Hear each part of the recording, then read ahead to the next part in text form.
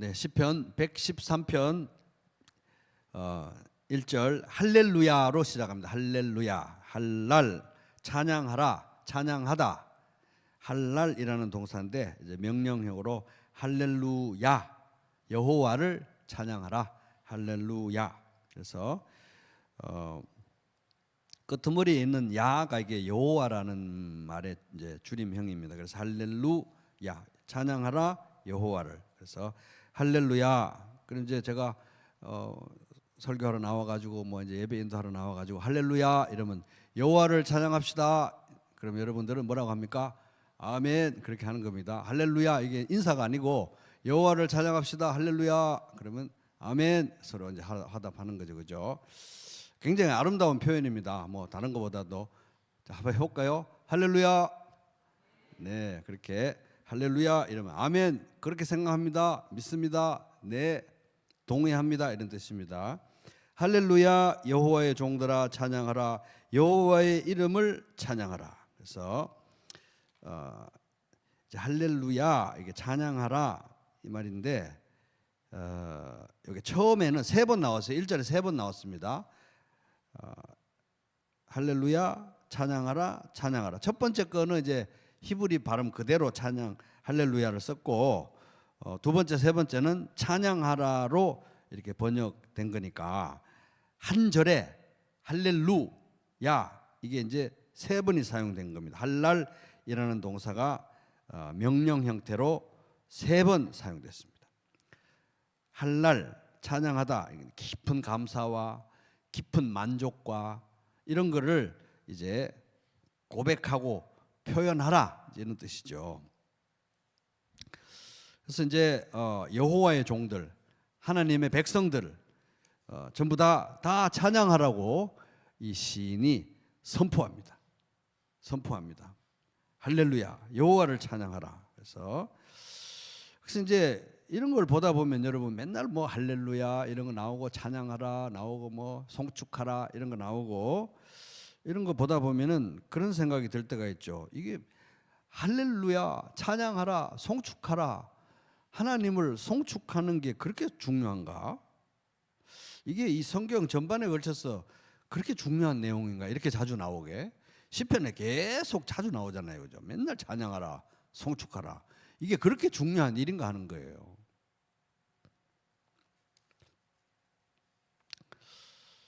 사실 알고 보면 이제 여호와의 종들아 여호와를 찬양하라 해놨지만은 알고 보면 이 세상에 뭐 존재하는 모든 만물, 특별히 인간은 다 여호와 하나님의 피조물이고 종입니다. 인정하지 않아서 그럴 뿐 모든 인간은 다 사실 하나님을 찬양해야죠. 피조물이니까. 하나님은 창조주니까. 하나님 믿는 하나님 백성은 더더욱더 그렇게 해야 됩니다. 그래서 일단 한번 이게 이제 그렇게 중요한가? 찬양하는 게, 송축하는 게, 할렐루야 이게 그렇게 중요한가?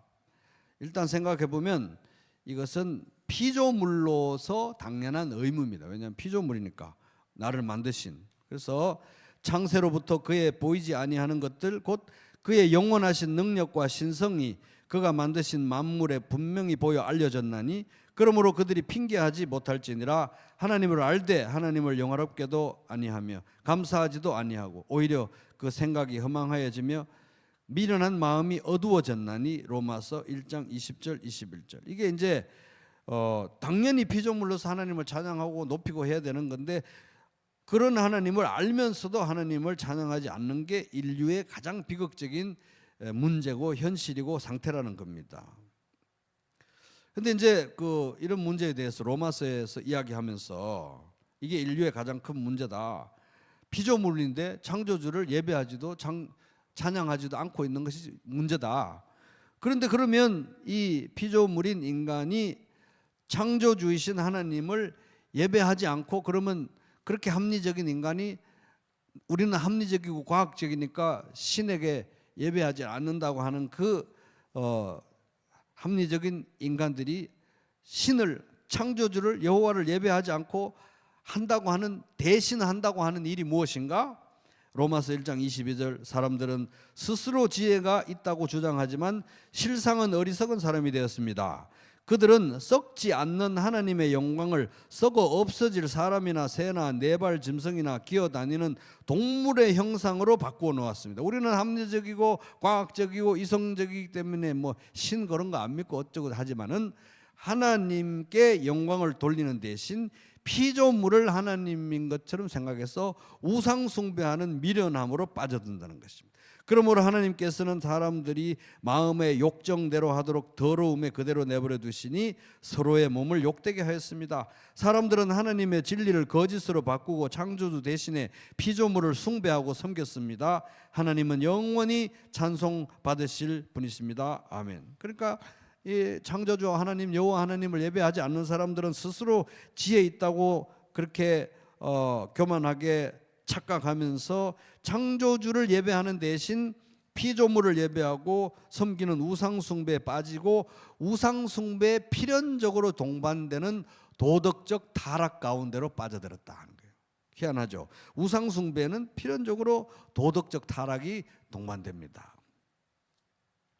그거를 보면은 이제 하나님의 창조의 원리를 보아도 하나님은 원래 창조주시고 피조물은 창조주신 하나님께 영광을 돌려야 되는 마땅한 그 창조의 원리를 보아도 그렇고, 그러니까 창조주 하나님이 피조물을 지으신 거죠. 창조의 원리를 보아도 그렇고 이제 실제 또 그것을 어기고 살아온 인류의 역사를 보아도 그렇고, 그러니까 우상 숭배와 죄악의 그 역사를 보아도 그렇고, 이제 이런 걸 보면은 그러니까 일단 하나님이 창조주로서 인간을 피조물을 만드실 때 당연히 하나님을 찬양하도록 지으신 그 목적과 또 그런 하나님의 디자인이 있을 거 아니에요. 일단 그거 하나. 근데 인간은 우리는 하나님을 예배 안 해요. 그러면서도 우상을 하나님 대신해서 섬긴 그 죄악과 우상 숭배의 역사, 이 두 가지를 다 보면은 우리가 추론해낼 수 있는 게, 인간에게는 근본적으로 무엇인가를 예배하고자 하고 찬양하고자 하는 기본적인 욕구와 필요가 있을 수밖에 없구나, 이걸 알 수 있는 거예요. 왜? 하나님이 일단 그렇게 만드셨고 또 그런 것이 역사를 통해서 나타난 거예요. 우리는 하나님 섬기기 싫어하면서도 계속 우상 숭배를 해왔던 걸 보면 그렇습니다. 그렇기 때문에 사람들은 나는 하나님 안 섬길래요 하면서도 뭐 권력을 숭배하고 돈을 숭배하고 아름다움을 숭배하고 명예를 숭배하고 뭐 그렇게 하는 거죠. 그럼에도 불구하고 그 어떤 것도 하나님 아닌 그 어떤 것도 인간 내면에 본질적으로 내재하는 공허감을 채우지 못한다는 겁니다. 공허감을 채우지 못한다는 거예요. 하나님이 모든 것을 지으시되 때를 따라 아름답게 하셨고 또 사람들에게는 영원을 사모하는 마음을 주셨느니라. 그러나 하나님이 하시는 일의 시종을 사람으로 측량할 수 없게 하셨도다. 전도서 3장 11절. 그래서 이제 사람들은 하나님의 창조의 디자인이나 섭리나 또 우상숭배의 역사나 이런 걸 볼 때 뭔가를 예배하고 찬양할 수밖에 없는 기본적인 욕구와 필요가 있는데, 하나님 아닌 다른 어떤 것도 그들의 본질적으로 내재하는 공허감을 채우지 못한다.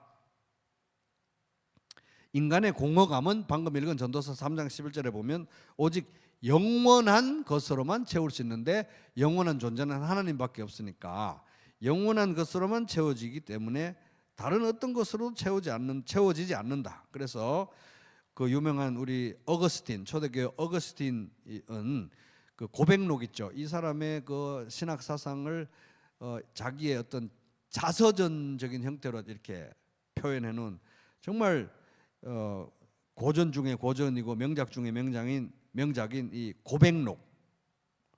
자기 인생을 돌아보면서 보면서 회고록처럼 썼는데 이 자기의 신앙과 이 신학 사상이 여기에 다 묻어져 있는 거예요. 그러니까 명작이죠. 거기에 제1권의 제1장에 딱 시작하면서 제일 모두에 이 사람이 이런 얘기를 합니다. 한 두세 줄 내려와 가지고, 당신은 우리 인간의 마음을 움직여 당신을 찬양하고 즐기게 하십니다. 당신은 우리를 당신 하나님이죠. 당신을 향해서 살도록 창조하셨으므로 우리 마음이 당신 안에서 안식할 때까지는 편안하지 않습니다. 이렇게 하면서 저 어릴 때부터 자기 인생을 되돌아보는 거예요. 자기 인생에 대해서 쭉 회고록처럼 쓰면서 그냥 그 있었던 일만 쭉 쓰면 이게 명작이 아니죠. 우리 다 쓸 수 있는 건데, 어릴 때 뭐 누구하고, 예를 들어서 이런 거예요. 어릴 때 누구 옆집 애하고 딱지치기를 하다가 코피를 터뜨렸습니다. 그거를 주님 제가 보니까 저는 어릴 때부터 죄성이 제 안에 있었다는 걸 알 수 있습니다. 뭐 이런 식인 거예요. 어렸을 때 있었던 이야기와 이제 성경에 뒷받침되는 그런 사상들을 이렇게 같이 쭉 적어 나가니까요. 근데 거기에 이분이 말하기를 내가 하나님 안에서 안식하기 전까지는 절대로 내 마음이 안식을 얻을 수 없다. 이게 이분의 신학 사상의 골자입니다. 골자. 굉장히 골자인 거예요. 근데 이게 참 중요한 것이 오늘 우리 시편 113편에도 보면 이제 할렐루야 이러면서 여호와의 모든 종들아 여호와를 찬양하라, 이렇게 찬양하는 것이 우리 신앙의 굉장히 중요한 부분이라는 것을 이런 시편을 통해서도 알 수 있지만, 또 웨스트민스터 요리문답 제1문 사람의 제일 되는 목적은 무엇입니까? 사람의 제일 되는 목적은 하나님을 영화롭게 하고 하나님을 영원토록 즐거워하는 것입니다. 이게 인간의 존재 목적이자, 그러니까 하나님을 영화롭게 한다, 하나님을 찬양한다, 뭐 이런 거잖아요. 하나님을 노래하고 찬양하고 할렐루야 여호와의 종들아 찬양하라, 여호와의 이름을 찬양하라, 이런 것이 우리 존재 목적이라는 겁니다. 사람의 제일 되는 목적은 하나님을 영화롭게 하고 하나님을 영원토록 즐거워하는 것입니다. 근데 이제 가만히 생각해 보면 하나님을 영화롭게 하고 하나님을 즐거워하고 이런 것은 우리 인간의 존재 목적이자 우리의 가장 주된 의무이자 거기에만 그치는 게 아니라 동시에 우리의 가장 큰 욕구라는 거예요. 욕구. 우리의 가장 큰 욕구이자 우리의 가장 큰 필요이며 동시에 우리의 가장 큰 행복이다, 이 말입니다.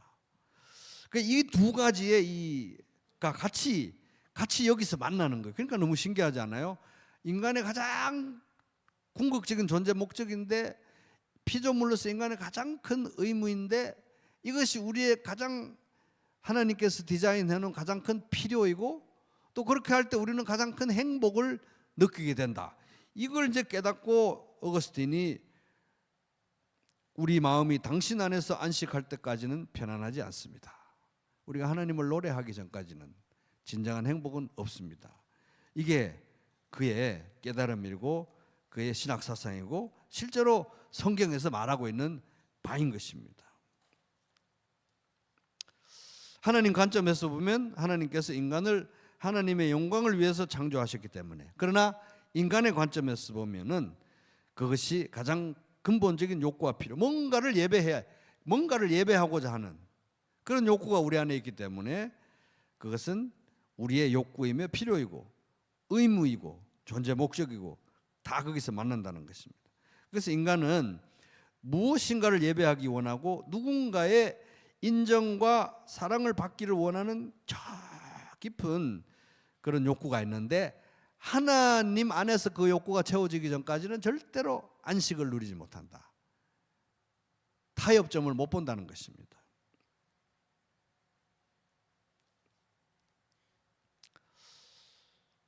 그래서 이제 하나님의 자녀들이 이 세상에 사는 가장 중요한 목적, 그것은 우리가 하는 모든 일 가운데서 하나님께 영광을 돌리는 것입니다. 그런즉 너희가 먹든지 마시든지 무엇을 하든지 다 하나님의 영광을 위하여 하라. 고린도전서 10장 31절.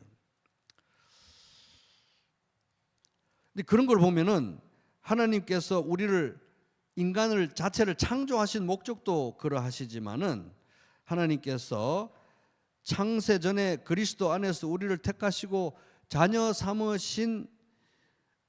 삼으시기로 작정하고 예정하고 그리스도의 피로 우리를 구원하신 그 이유도 역시 하나님의 영광을 찬양하게 하기 위함이었습니다.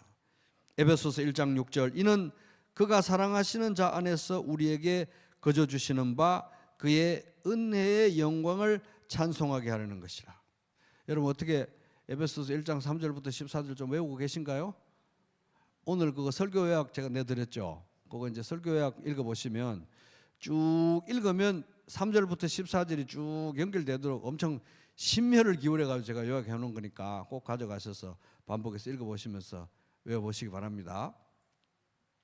그래서 하나님께서 창세전에 그리스도 안에서 우리를 택하시고 구원하신 목적도 그 영광을 찬송하게 하는 것이다 하는 것입니다.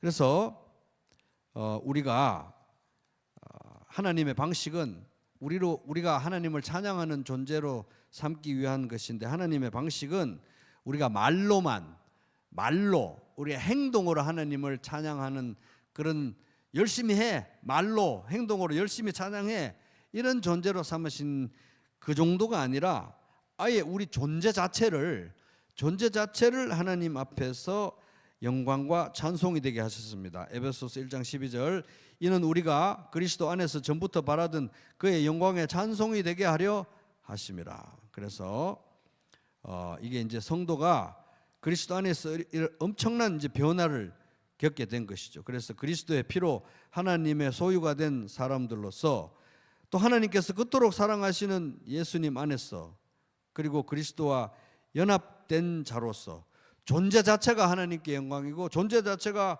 하나님께 찬송이고, 존재 자체가 하나님께 자랑이고, 존재 자체가 하나님께 기업이 되게 하셨는데, 그러니까 우리가 올려드리는 찬양과 예배는 이제 하나님의 만족을 얻어내기 위해서, 하나님 제가 열심히 찬양하잖아요. 하나님 제가 이렇게 영광이 되는 삶을 살려고 애쓰잖아요. 그러니까 저를 통해서 영광을 받아주세요. 막 이렇게 우리가 행위로 하나님의 만족을 얻어내기 위한 자구책이 아니라, 그 에베소서 1장 12절에 보면 존재 자체를, 원래는 또 우리가 존재 자체가 하나님 앞에 죄인 아니었습니까? 존재 자체가 죄인이었는데 예수 그리스도의 피로 존재 자체가 예수 그리스도 안에서 하나님 앞에 찬양과 영광이 되고, 그렇기 때문에 이제 그러한 삶의 존재의 정체성에 맞게 하나님 앞에 입술의 열매로 찬양하고 삶과 행실을 통해서 영광이 되는 삶을 살아가게 하는, 이런 것이 하나님께서 우리에게 이루어 주신 구원이라는 거예요.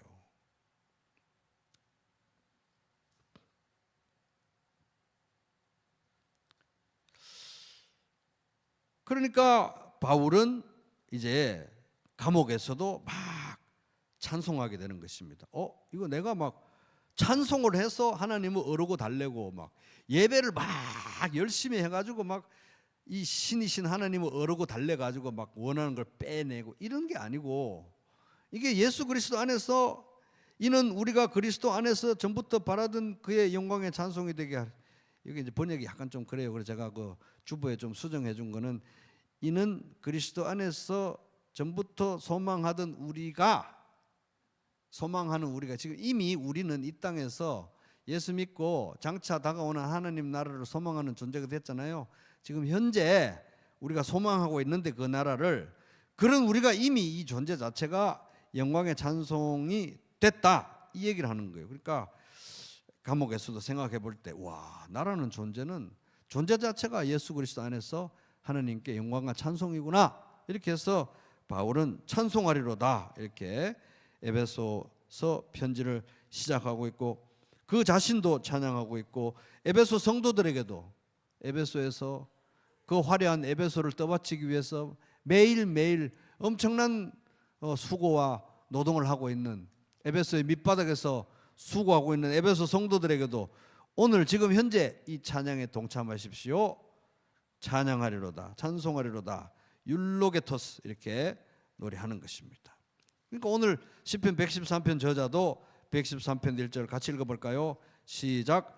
할렐루야 여호와의 종들아 찬양하라, 여호와의 이름을 찬양하라. 성경 뭐 여기에도 저기에도 찬양하라, 찬송하라, 여호와가 복되다고 고백하라, 계속 나오는 것입니다.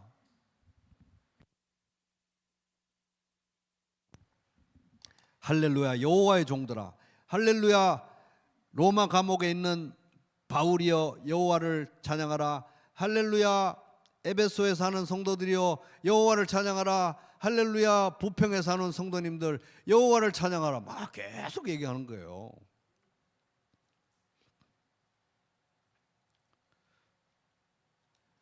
이 절 같이 한번 읽어보겠습니다. 시작. 이제부터 영원까지 여호와의 이름을 찬송할지로다. 그래서 이제 이런 걸 보면은 여러분 신기하지 않아요? 사도 바울은 우리 신약 성경으로 넘어왔는데 신약의 바울인데 딱 이게 사도 바울의 우리 에베소서 1장 3절에서 14절 그 찬송하리로다 이 시와 찬송과 기도의 이 내용을 딱 보면은 이 사람의 사상도 얼마나 구약 성경에 깊이 뿌리 박고 있는지, 구약 성경과 일치하는지, 그리고 특별히 시편에서 막 다윗이나 이 시편의 저자들이 하나님을 찬양하고 노래했는데 바울도 그러한 것을 어렸을 때부터 성경을 읽고 묵상하고 굉장히 익숙한 사람이었고 그와 일맥상통하게 같은 어조로 하나님을 찬양하고 있다는 게 너무 신기하잖아요. 이게 쫙 이어진다는 것입니다. 그래서 2절 이제부터 영원까지 여호와의 이름을 찬송할지로다.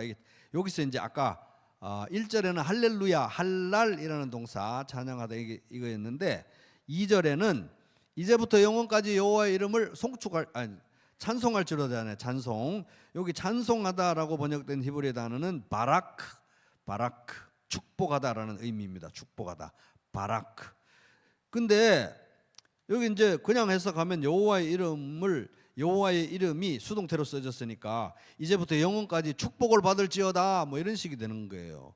근데 그런 의미는 될 수 없죠. 왜? 하나님은 우리에게 복을 주시는 분이시지 우리가 뭐 복을 빌어드려야 되는 그런 분이 아니기 때문에. 그러므로 바라크 축복하다라는 이 단어가 그 대상이 하나님일 경우, 인간이 대상을 하나님으로 할 경우에는 이게 하나님 우리가 축복하는 게 아니고 하나님은 복되신 분이다. 하나님은 나에게 필요한 모든 복을 주시는 유일한 분이시라고 하나님은 너무 복되다고 인정하고 고백하는 말이 바라크. 다른 경우에는 송축이라고도 번역됩니다. 송축. 내 영혼아 여호와를 송축하라.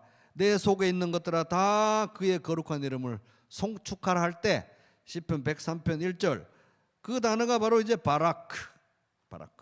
근데 이제 그거는 이제 구약 성경 히브리어 단어고 또 헬라어로도 구약 성경이 번역됐거든요. 그 헬라어 구약 성경에는 율로게오라는 단어가 사용되는데 그 율로게오라는 거하고 관련된 단어가 아까 방금 말씀드린 에베소서 1장 3절 찬송하리로다. 율로게토스. 누구를? 하나님을. 그분은 어떤 분입니까? 우리 주 예수 그리스도의 아버지. 무엇 때문에 그렇게 하나님을 복되다고 찬양해야 됩니까? 우리에게 복 주신 분이기 때문에. 율로게오 복 주신 분인데 어떤 복을 주셨습니까? 그리스도 안에서 하늘에 속한 모든 신령한 복을 우리에게 주셨기 때문에 율로게토스. 그게 다 같은 단어로 이어지는 거예요.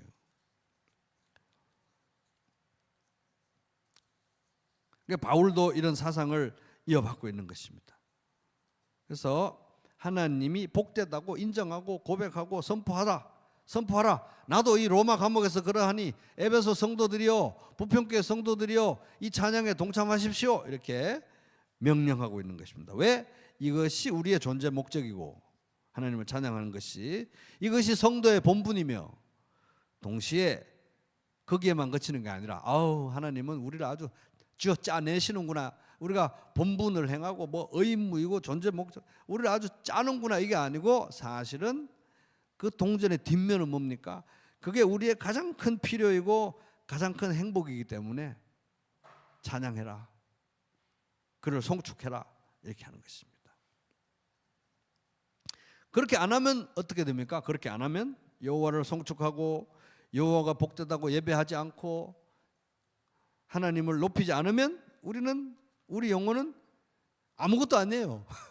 우리 영혼은 고개를 들어서 하나님을 찬양하지 않으면 우리 영혼은 아무것도 아닌 것입니다. 아주 병들고 비참하고 초라하고 아무데도 쓸모없는 그런 것이 우리의 영혼입니다. 우리의 영혼. 하나님 고개를 들어서 하나님을 찬양하지 않으면 우리는 금방 하나님이 주시는 행복만으로는 부족하구나. 하나님을 섬기지 않는 이 세상 사람들이 내 이웃이 저 옆집에 하나님 안 섬기는 저분이 더 행복해 보인다는 생각 이웃이 나보다 더 낫다는 생각, 나는 다른 사람만큼 소유하지도 못하고 유명하지도 못하고 가진 것도 능력도 없고 부족하고 나는 못났고 무가치하고 나는 실패자고 이런 생각을 끊임없이 할 수밖에 없는 게, 우리가 고개를 들어서 하나님을 찬양하지 않으면 우리 영혼은 그렇게 쭉쭉쭉쭉 내려갈 수밖에 없는 게 우리의 병든 영혼이라는 거예요. 안 그런 영혼을 가진 사람들이 있으면 좋겠는데 저는 못 본 것 같습니다. 믿든지 안 믿든지 간에 아닌 것처럼 하면서 살지는 몰라도 저는 못 봤어요.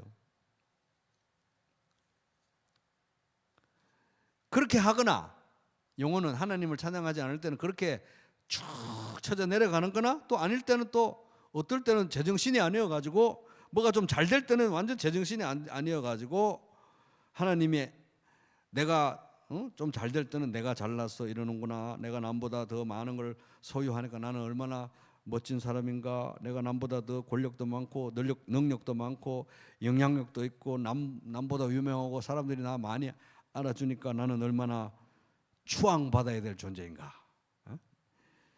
뭐 그래서 사람들이 다 추앙하고 숭배하는 것들을 나는 이렇게 많이 갖게 됐으니까, 남들도 나를 추앙하니까 나는 얼마나 내가 최고야, 내가 제일 잘났어, 막 이런 그 교만들이 막 올라왔어. 이렇게 하나님을 찬양하지 않으면 이 영혼, 우리의 영혼이라는 것은 이쪽에 온탕과 이쪽에 냉탕과 나 잘났네 나 못났네 왔다 갔다 하면서 참 그런 병적인 그런 비참함을 보이는 것이 우리의 영혼이다 하는 것입니다. 그런 병들고 불안하고 구제불능인 우리들의 영혼, 내면, 그래서 오라 나는 공고한 사람이로다. 사도 바울이 오죽했으면 그렇게 말했겠습니까? 그죠? 그래서 오라 나는 공고한 사람이로다. 그래서 교회 올 때는 안 그런 척하고 힘주고 올 필요가 없어요. 다 나는 오라 나는 공고한 사람이로다, 이런 심정으로 교회를 와야 되는 것입니다. 그렇게 성찬 앞에 부서진 영혼의 상태로 와서 무비보셋이 죽은 개와 같은 나를 주께서 돌보시나이까, 이런 마음으로 나와가지고 앉아서 고개를 딱 들어가지고 예수 그리스도의 영광을 볼 때만 회복되는 것이 우리의 영혼이고 모든 인간의 영혼인데, 어떤 사람들은 예수를 믿고 어떤 사람들은 안 믿는 것이죠. 이런 병들고 불안한 죽음 가운데 있는, 영적 죽음 가운데 있는 영혼의 상태에 대한 가장 근본적이고 가장 강력한 하나님의 처방이 바로 무엇이냐? 할렐루야 여호와의 이름을 찬양하라. 할렐루야 여호와의 이름을 찬양하라. 할렐루야 여호와의 종들아 찬양하라. 여호와의 이름을 찬양하라. 이게 우리의 병든 영혼을 향한 하나님의 처방, 가장 강력한 처방이라는 것입니다. 이제부터 영원까지 여호와의 이름을 찬송할지로다. 자, 1절 2절 같이 한번 읽어보겠습니다. 시작. 할렐루야 여호와의 종들아 찬양하라. 여호와의 이름을 찬양하라.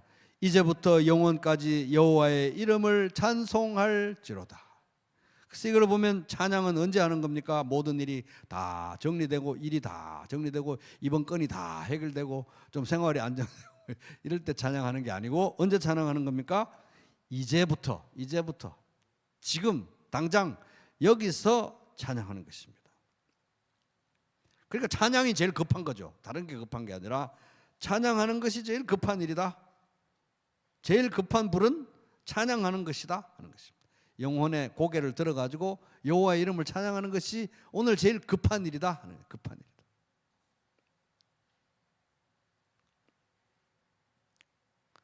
그래서 오늘 지금 바로 여기에서 하는 게 찬양이죠. 그러니까 바울은 이제 로마 감옥에서도 찬양했고 빌립보 감옥에서도 찬양했고 에베소 성도들을 흔들어가지고 당신들도 이 찬양에 참여하십시오. 동참하십시오. 율로게토스 찬양하리로다 이렇게 하는 것입니다.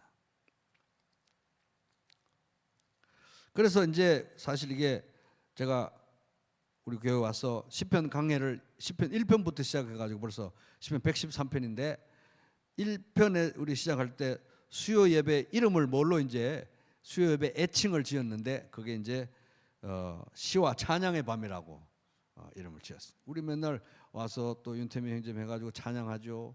또 시를 또 묵상하죠. 시와 찬양의 밤인 거예요. 기도하고.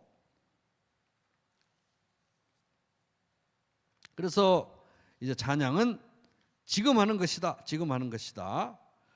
그래서 그 우리가 이제 에베소서 1장에도 보면 이런 사상이 녹아져 있습니다. 1장 11절 모든 일을 그의 뜻의 결정대로 일하시는 이의 계획을 따라 우리가 예정을 입어 그 안에서 기업이 되었으니 이는 우리가 그리스도 안에서 전부터 바라던 그의 영광에 찬송이 되게 하려 하심이라. 12절 약간 수정해서 읽으면 이는 그리스도 안에서 먼저 소망을 가진 우리, 현재적으로 우리가 이미 예수 믿고 장차 오실 하나님의 나라를 소망하고 있기 때문에 이는 그리스도 안에서 우리가 이미 먼저 소망을 가진 우리죠. 그 우리가 현재 그의 영광에 찬송이 되게 하려 합니다. 현재 이미 우리는 하나님의 영광에 찬송이 되었고 그런 존재이고 이미 그런 존재이기 때문에 이 존재의 정체성은 상황과 처지와는 관계없기 때문에 초월하는 거니까 그 어떤 상황에서도 우리는 그 존재 정체성에 맞는 찬양을 하나님께 막 올려드리는, 그래서 찬양이 제일 급한 거죠. 급한 불은 제일 찬양 드리는 거니까 와서 이제 찬양 드리고 예배하는 그런 삶을 삽니다. 이게 바로 이제 현재적으로 우리가 하나님을 예배하고 찬양하는 삶이죠. 그런데 에베소서 1장 14절에 보면은 이는 우리 기업의 보증이 되사 그 얻으신 것을 속량하시고 그의 영광을 찬송하게 하렸습니다. 이거는 이제 성령님이 우리가 이미 하늘에 속한 모든 신령한 복을 이미 받았는데 그러나 이 하나님으로부터 받은 이 기업을 장차 예수님 오시면 온전히 우리가 상속받게 되잖아요. 그러니까 그 장차 받게 될 기업의 보증이 되시는 분이 성령님이시고, 그건 우리 입장에서, 하나님 입장에서는 그 얻으신 것, 우리 하나님께서 그리스도의 피로 우리를 속량하셔서 소유로 삼으셨기 때문에 우리가 하나님이 얻으신 것이거든요. 이미 속량하셨어요. 근데 그 속량은 장차 완성이 돼야 되는 겁니다. 그래서 이미 그 얻으신 것을 장차 속량하시고 속량을 완성하실 때까지 성령님이 우리의 보증이 되시는 거예요. 우리가 받을 기업에 대한 보증도 되시고 하나님이 우리를 완전히 앞으로 속량을 완성하실 거라는 사실에 대한 보증도 되시고, 그러는 와중에 이 모든 과정에서 그의 영광을 찬송하게 하려는 것이라. 예수님 오시는 날까지 이 땅에서 우리는 성령의 보증하심 가운데 안정감을 가지고 하나님을 찬양하고, 또 예수님이 오시고 나면 천국이 완성되고 나면 그때부터 또 영원까지 하나님을 찬양하고. 그러니까 이 에베소서 1장 여기도 보면은 바울도 자기 찬양이 감옥에서만 어떻게 뭐 하다가 끝나는 게 아니라 여기서부터 영원까지 될 거를 바울도 알았던 거예요. 이제부터 영원까지 그의 이름을 찬송하라. 그의 이름이 복되다고 하나님 어쩜 이렇게 복되신 분입니까? 하나님 안에 제 행복이 다 있습니다. 너무 감사하고 너무 복됩니다. 이게 이 땅에서부터 시작돼 가지고 영원까지 계속될 것이다 하는 것입니다. 그러니까 우리가 뭐 앵무새처럼 아무 뜻도 의미도 없이 그렇게 하는 게 아니라 이게 우리가 이제 묵상이 깊어지고 하나님 말씀에 대한 이해가 깊어지고 그리스도와의 관계성 속에서 예수님을 사랑하는 그 사랑이 깊어지면 깊어질수록 우리는 이 찬양과 감사의 고백이 더 깊어지겠죠. 그게 이제 영원한 시간만큼 계속될 것이다 하는 것입니다. 이제부터 영원까지 여호와의 이름을 찬송하라는 게 바로 그 의미입니다.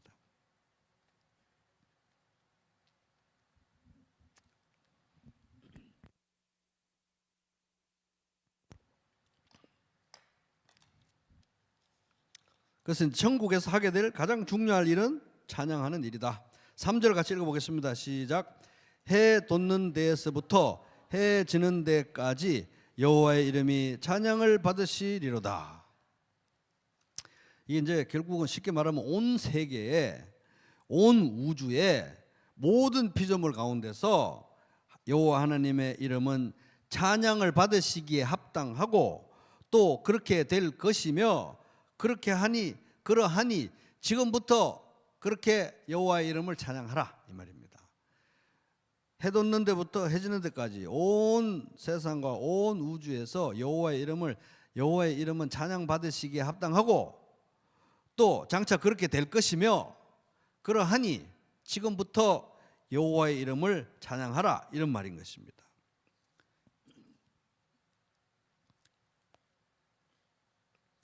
그러니까 우리 성도들은 기본적으로 우리가 믿는 여호와 하나님의 이름이 장차 온 세계에서 모든 피조물들 가운데서 다 예배를 받게 될 것이다.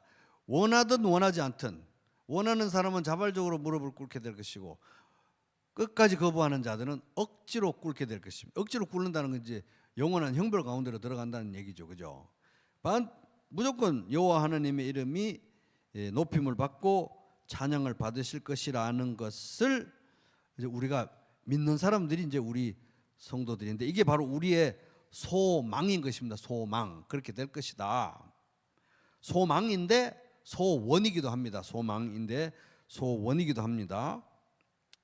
그 소망을 가진 사람들은 장차 여호와의 이름이 모든 사람들에게 다 찬양을 받을 거기 때문에 그 관점에서 지금 현재를 살아가는 것이죠. 근데 뭐 지금은 솔직히 이렇게 보면은 이게 굉장히 중요한데, 해 돋는 데부터 해 지는 데까지 여호와의 이름이 찬양을 받으시리로다. 그래야 마땅하지, 이 정도가 아니라 마땅한데 진짜로 그렇게 될 것이며, 그래서 나도 지금 찬양한다. 그리고 영원히.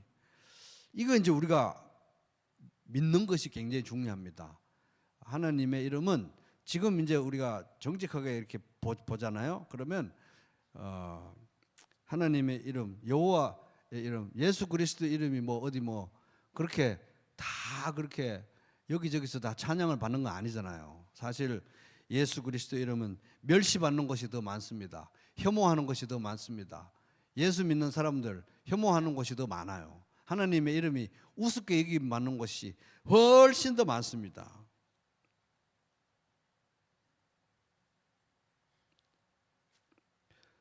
하나님을 믿는다고 하는 사람들 중에서도 그렇게 돼요. 또 하나님을 믿는다, 교회 다닌다고 하는 사람들 중에서도 여호와의 이름이 우습게 여김을 받는 현상들이 지금 벌어지고 있는 이 말세 중에 말세라는 것입니다. 이러한 와중에 이제 우리의 신앙 중에 우리가 진짜로 회복해야 될 게 뭐냐 하면은, 지금은 이러하지만 장차 속히 여호와의 이름이 모든 무릎, 모든 사람들 앞에서, 모든 피조물들 앞에서 찬양을 받으시고야 말 것이다. 그날이 온다. 모든 존재가 하나님을 예배하고 그 앞에 무릎 꿇게 될 날이 온다 라는 것을 우리가 믿는 것은 굉장히 중요합니다. 그러니까 현상적으로 현재 너무 많은 사람들이 여호와의 이름을 우습게 여기고 예수 그리스도를 우습게 여기지만, 그래서 복음 전하는 게 정말 힘든 시대에 우리가 살고 있지만, 우리가 그럼에도 불구하고 예수 그리스도의 이름이 곧 예수님이 오시는 그날 원하든 원하지 않든 모든 무릎이 그 앞에 꿇게 될 것이고 여호와의 이름을 찬양해야 될 것이다. 내가 믿는 이 하나님을 온 세계가, 모든 나라가, 모든 열방이,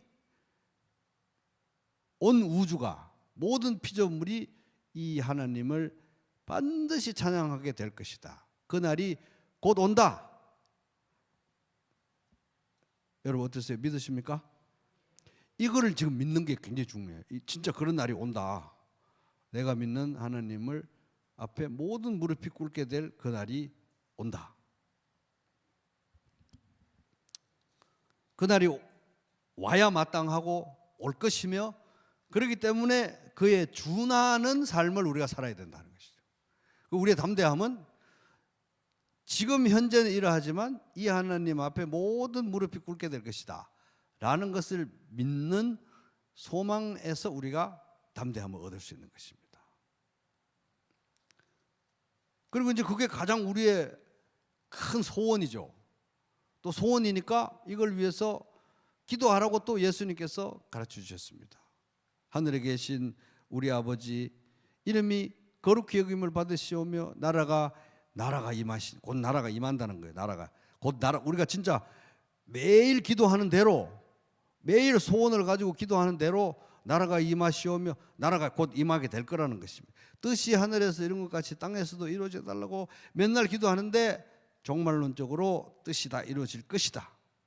이루어질 것이다. 반드시 응답될 것이다고 하는 확신을 가지고 이제 소원을 가지고 기도하는 게 중요하다는 것입니다. 바울도 그것을 알았고, 그러니까 모든 무릎이 여호와의 앞에 꿇게 될 것이라는 것을 알았고, 또 그것을 간절히 소원했고, 그 다음에 그 사실을 하나님께서 자기에게 보여주셨다는 게 너무 감사해가지고 이렇게 찬양합니다. 이는 그가 모든 지혜와 총명을 우리에게 넘치게 하사 그 뜻의 비밀을 우리에게 알리신 것이요 그의 기뻐하심을 따라 그리스도 안에서 때가 전 경륜을 위하여 여정하신 것이니, 바울이 보고 있는 미래는 이것입니다. 하늘에 있는 것이나 땅에 있는 것이 다 그리스도 안에서 통일되게 하려 하시고, 예수 그리스도의 무릎 앞에 다 무릎 꿇고 통일되게 될 것이다. 이걸 바울은 보기 때문에 하나님을 찬양하고, 와, 내가 이걸 보게 됐다는 사실은 이게 보통 일이 아니구나. 하나님이 엄청난 지혜와 총명을 주신 거구나. 찬송하리로다 찬양하고 있는 것입니다. 이거를 보면 참 이 시편 113편이나 사도 바울의 찬양이나 우리가 103편에서 내 영혼아 여호와를 송축하라는 그런 찬양이나 얼마나 이게 성경이 일치가 되는지, 신구약을 넘나들면서 일맥상통하는지, 또 바울도 우리처럼 시편을 읽었겠구나 하는 것을 정말 엿볼 수 있는 거죠. 그래서 시편 113편 1절부터 3절 저하고 목소리 맞춰서 읽어보고 말씀을 마치도록 하겠습니다. 같이 한 목소리로 읽겠습니다. 시작. 할렐루야. 여호와의 종들아 찬양하라. 여호와의 이름을 찬양하라. 이제부터 영원까지 여호와의 이름을 찬송할지로다. 해 돋는 데서부터 해 지는 데까지 여호와의 이름이 찬양을 받으시리로다. 아멘. 기도하겠습니다.